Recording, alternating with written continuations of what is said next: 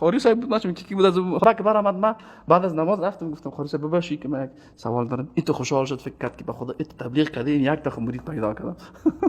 من رفتم برش گفتم که قاری صاحب بسیار ببخشید من یک سوال از پیش خدا داشتم. همین گپایی که تو گفتی در کجا آمده؟ این سوال ما که دید چرتش خراب شد. گفت که خب در کتاب آمده دیگه، در کتاب آمده همونطور دستی خودت میکرد کرد. من گفتم که خالی شد در کتاب یعنی چی؟ در کتاب خیلی چیز آمده. در کدام کتاب آمده؟ کی نوشته که این دلیلش چیست؟ کمی تون شد. و با من دیگه من گفتم که کاکا جان من مسلمانم، تو یک موضوع عقیدتی رو گفتی من باید بفهمم در کجا آمده دیگه. گفت خیالم که تو وابستی. ختم گپش به همین شد. گفت که بخیالم که تو وابی بیا می تکبر. من گفتم کاکا من نه وابی رو میفهمم نه غیر وابی رو میفهمم. من فقط مسلمانم، به الله ایمان دارم، به پیامبرش هم ایمان دارم.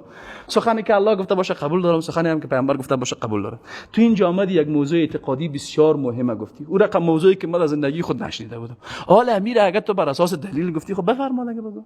اگه بر اساس دلیل نگفتی خب چطور تو میایید پیش من تو 600 نفر 700 نفر مسلمان چیشته تو میای برش یک موضوع عقیدتی رو میگی که باز یک کس دیگه من اومدم میگه استاد ربانی دیوانه است.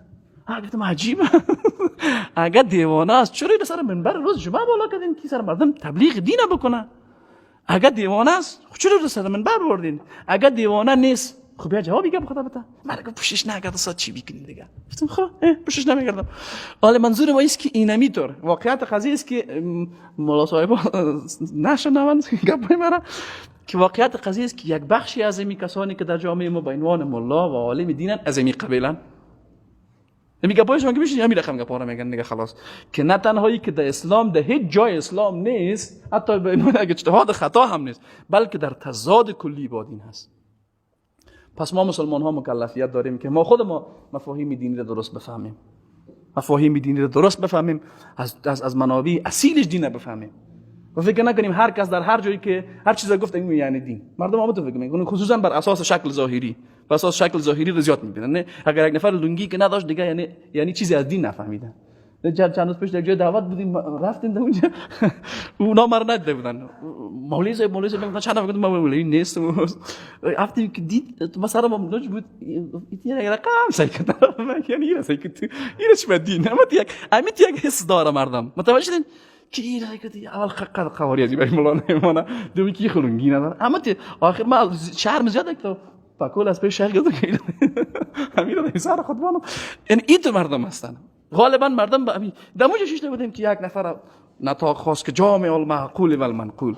معنای این گپیست که یعنی هر آن چیزی که نقل شده در اسلام این میفهمیش.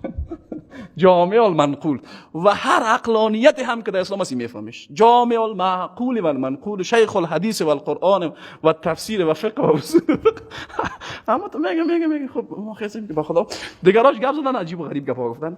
ما منتظر بودیم که امیر خو گپ خوبه میگه، خصوصا زمانی که گفت شیخ القرآن و الحدیث است. خیلی امیدوار شدم. این استاد شد گفت که او گپایی را که فلانی مولوی صاحب گفت هر غلطیایی که کرده بود گفت کل عزیزه است. بعد از گفت که ها مردم ببینید من گپ دیگه را که نگفتم براتون میگم. گفتم خدایا خیر که دیگه چی خواهد خاطر نکنه. گفت که چی کسی آمده میگه که اصح الکتب بعد کتاب الله صحیح البخاری. چی کسی میگه گفته کی گفته میگه من میگم اصح الکتب بعد کتاب الله هدایت شریف. اصح الکتب بعد کتاب الله هدایت شریف است.